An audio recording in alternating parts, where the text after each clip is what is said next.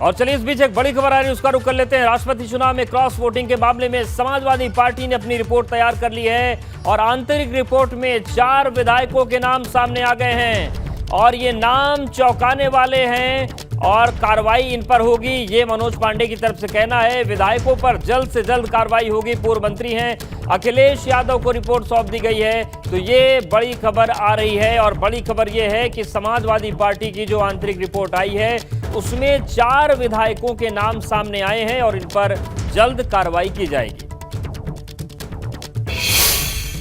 की तरफ से हुई क्रॉस वोटिंग को लेकर लगातार चर्चा है। एक बड़ी बैठक इसके विषय में हुई, इसको लेकर सुगबुगाहट है। मुख्य जो चेहरा इसमें रहे मनोज पांडे जी, वो अभी निकले हैं समाजवादी पार्टी कार्यालय से। सर, रिपोर्ट तैयार हो गई है, खूब चर्चा बाजारों में रही गर्म, क्या कुछ चर्चा हुई सर? देखिए, पार्टी के हमारे माननीय राष्ट्रीय अध्यक्ष जी हैं, रूटीन में हम लोगों की मुलाकात और समय समय पे उनसे दिशा निर्देश हम लोग प्राप्त करते रहते हैं। आज भी पार्टी के राष्ट्रीय अध्यक्ष जी से सदस्यता अभियान हमारा पूरे प्रदेश में बृहद रूप से चल रहा है। सदस्यता अभियान को कैसे हम और जमीन पर ले आएँ, नए लोगों को कैसे और जोड़ सकें, इस पर चर्चा हुई है। विप जारी किया था राष्ट्रपति चुनाव के दौरान, आप ही ने विधानसभा में जो विप जारी किया था, विप का उल्लंघन भी कुछ 5 के आसपास आंकड़ा बताया जा रहा है विधायकों ने किया। कोई कार्रवाई की तैयारी है? जिन लोगों ने ये पुष्टि हो जाएगी कि हिप का पार्टी के निर्देशों का पालन नहीं किया है, समाजवादी पार्टी के राष्ट्रीय अध्यक्ष जी से दिशा निर्देश लेकर के स्पष्ट होने पर निश्चित रूप से उनके विरुद्ध कार्रवाई की जाएगी। ये स्पष्ट होने का टाइमलाइन आपको क्या लग रहा है? आज की इस मीटिंग का उसमें कोई भागीदारी है आपको, ऐसा लग रहा है? नहीं, वो पार्टी का अपना इंटरनल विषय है। पार्टी उसके लिए सोच समझ करके और सारे उसके तथ्यों को आकलन करके ही करेगी। ऐसे हम कैसे कह सकते हैं कि किसने वोट दिया किसने नहीं दिया। कार्रवाई होगी सर, ये तो निश्चित है ना, विधायकों के लिए स्पष्ट। देखिए, पार्टी में अनुशासनहीनता बर्दाश्त नहीं होगी। जो व्यक्ति भी पार्टी के विरुद्ध काम करेगा, अनुशासनहीनता करेगा, पार्टी की लाइन से अलग हट करके काम करेगा, पार्टी ऐसे लोगों को निश्चित रूप से चिन्हित करके कार्रवाई करेगी। और बड़ी खबर बस्ती से, जहां पर एबीपी गंगा से ओपी राजभर ने कहा कि अभी भाजपा में जाने का कोई इरादा नहीं है। उन्होंने कहा कि कार्यकर्ताओं से बातचीत के बाद ही फैसला लेंगे। तो सवाल यही उठ रहा है कि आखिर राजभर जाएंगे कहां, रास्ते उनके पास कितने बचे हैं, क्योंकि बसपा ने दरवाजे बंद कर लिए हैं, कांग्रेस ने भी इशारा कर दिया है और भाजपा को लेकर राजभर कह रहे हैं कि कोई इरादा नहीं है, कार्यकर्ताओं से बात करेंगे।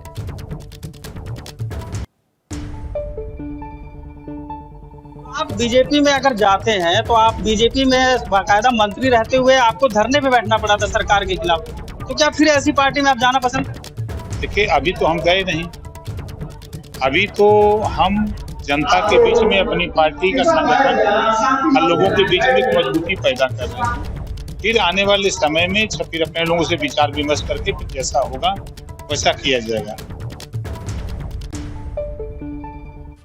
तो ओपी राजभर ये जरूर कह रहे हैं कि भाजपा में जाने का फिलहाल कोई इरादा नहीं है, लेकिन बसपा के बाद अब भाजपा और कांग्रेस ने भी राजभर से किनारा कर लिया। ऐसे देखिए, बेमेल गठबंधनों का, सिद्धांत विहीन गठबंधनों का, स्वार्थवादी गठबंधनों का हश्र तो यही होता है। इन पर कोई भरोसा करेगा? एक राजभर आपको भरोसा करते हुए दिखा दे तो बताइए। और पार्टी? अब पार्टी तो हमारे यहाँ राष्ट्रीय नेतृत्व है जो फैसला करता है। नहीं, वो तो जो बसपा है उसने भी दरवाजे बंद कर दिए। सभी लोग बंद कर देंगे।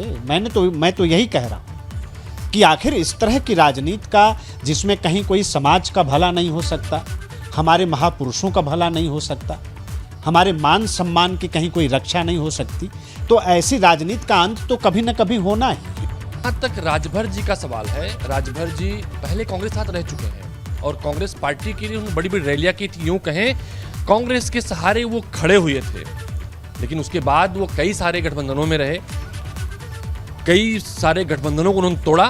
तो मुझे लगता है एक राजनीतिक दल के लिए, राजनीतिक व्यक्ति के लिए सबसे बड़ी चीज विश्वसनीयता होती है। यानी आपको उनकी विश्वसनीयता पर संदेह है? देखिए, उनके अपने लोग कह रहे हैं, वो खुद भी कहते हैं, अपनी बात से पलट जाते हैं। तो हमारे दफ्तर तक भी गए थे, आपने खबर चलाई थी, हमारे कांग्रेस दफ्तर तक चल के गए थे। तो ये मुझे लगता है अगर राजभर जी को छड़ी हाथ में थमानी है तो हाथ में वो छड़ी चाहिए जो भरोसे का प्रतीक हो, जो रास्ते में साथ चल सके, ये नहीं कि हाथ से अलग होकर छड़ी फिर किसी स्थान पे जाके पड़ी मिले। सावन में कांवड़ियों पर फूल बरसाने को लेकर एआईएमआईएम अध्यक्ष असदुद्दीन ओवैसी ने सवाल खड़े कर दिए हैं। ओवैसी ने ट्वीट करके पूछा है कि क्या पुष्प वर्षा रेवड़ी कल्चर नहीं है। उन्होंने इसके साथ ही भेदभाव का आरोप लगाते हुए पूछा कि एक पक्ष के लिए मोहब्बत तो दूसरे के लिए नफरत क्यों अपनाई जा रही है।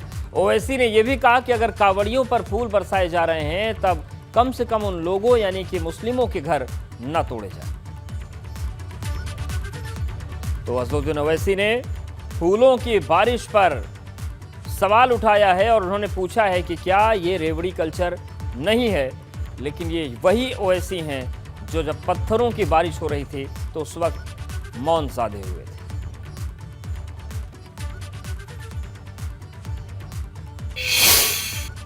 कांवड़ यात्रा के लिए आप टैक्स पेयर के पैसों से हेलीकॉप्टर से फूल बरसा रहे हैं। यूपी की भाजपा सरकार बहुत अच्छा है।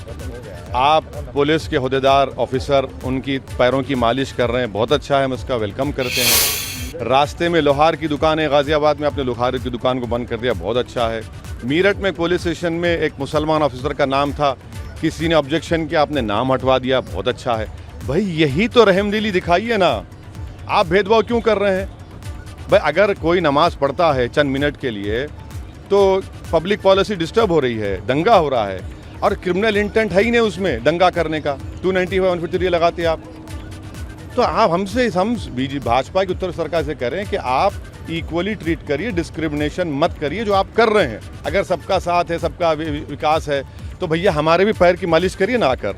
आप हमारे पैर की मालिश करने की जगह हमको ले जाकर पुलिस स्टेशन में लटों से पैर पर मारते हैं, हम पर फूल नहीं बरसाते, हमारे घर पर बुलडोजर चढ़ा देते आप। ये कौन सा इंसाफ है आपका? और ओवैसी के इस बयान पर डिप्टी सीएम केशव प्रसाद मौर्य ने पलटवार करते हुए कहा कि ओवैसी को समाज को बांटने वाली राजनीति से बाज आना चाहिए। देखिए, कांवड़ यात्रियों की सेवा हम करते हैं और करते रहेंगे। और ये MIM के मुखिया जो आए दिन ये जहर उगलने का काम करते हैं, समाज को बांटने की कोशिश करते हैं, अपना वोट बैंक बढ़ाने के लिए इस प्रकार के बयान दे करके चर्चा में आने का असफल प्रयास करते हैं, इससे उनको बाज आना चाहिए। वो ये सवाल करें कि भारतीय जनता पार्टी की डबल इंजन की सरकार माननीय प्रधानमंत्री मोदी जी के नेतृत्व में, आदरणीय योगी जी के नेतृत्व में, क्या जब हम गरीब कल्याण की योजना प्रधानमंत्री आवास दे रहे थे तो हिंदू को दिए, मुसलमान को नहीं दिए क्या? हर घर नल से जल क्या हिंदू को दे रहे हैं, मुसलमान को नहीं दे रहे हैं क्या? गरीब कल्याण अन्न योजना का राशन हिंदू को दे रहे हैं, मुसलमान को नहीं दे रहे हैं क्या? हर गरीब के घर में बिजली लगाते समय हिंदू घर में लगा रहे हैं, मुस्लिम घर में नहीं लगा रहे हैं क्या? हमारी सरकार सबका साथ, सबका विकास, सबको सम्मान, सबको स्थान देने का काम करती है। कांवड़ यात्रा पर ओवैसी के बयान पर भाजपा के दूसरे नेताओं की भी प्रतिक्रिया आई है। भाजपा नेता राकेश त्रिपाठी ने कहा कि ऐसे सवाल उठाकर ओवैसी सांप्रदायिक विभाजन और लोगों की भावनाओं को भड़काने की राजनीति करते हैं। वहीं भाजपा सांसद सुब्रत पाठक ने कहा कि सांप्रदायिक सियासत कर ओवैसी भविष्य का जिन्ना बनना चाहते हैं। इस समय देश में सावन का महीना चल रहा है। इस पवित्र महीने में लोग भगवान भोलेनाथ के शिवलिंग पर जलाभिषेक करने के लिए सैकड़ों किलोमीटर की पदयात्राएं तय करते हैं और राज्य सरकारें आवश्यक सुविधाएं सुनिश्चित करने के लिए काम करती हैं। और यही सुविधाएं जब ताजिया विसर्जन के लिए जाते हैं या बकरीद ईद के लिए जाते हैं, रोजा इफ्तार के लिए जाते हैं, तब भी की जाती हैं। लेकिन लोग इसको लेकर के तब सवाल खड़े नहीं करते हैं। असदुद्दीन ओवैसी सरीखे नेता केवल सांप्रदायिक विभाजन कैसे हो सके, भावनाएं कैसे भड़काई जा सके, इसके लिए तरह तरह के सवाल खड़े करने का काम कर रहे हैं। जिसके जहन में ही सांप्रदायिकता घुसी हो उसके लिए क्या कहा जा सकता है? ये ओवैसी इस प्रकार के भड़काने की जो बातें करता है तो निश्चित रूप से इसके जहन में भविष्य का जिन्ना बनना इसके जहन में है। ये भविष्य का जिन्ना बनना चाहता है। कुल मिलाकर रही बात कि कांवड़ियों के ऊपर फूल पुष्प वर्षा करने की, तो कांवड़ियों के ऊपर पुष्प वर्षा इसलिए की जाती है कि कांवड़ियां इस सीजन में, सावन के महीने में वो निकल कर जाते हैं और गंगा जल को ले जाकर शिवलिंग के ऊपर चढ़ाते हैं। तो ये एक बड़ा उत्सव होता है। तो इस उत्सव को मनाना, चूंकि इस उत्तर प्रदेश के मुख्यमंत्री भी उसी से जुड़े रहे हैं तो वो मंदिर के महंत रहे हैं। अगर उन्होंने इसमें उनके ऊपर यदि पुष्प वर्षा करा दी तो इसमें कौन सी बड़ी बात? क्या वो अपराधी हैं क्या?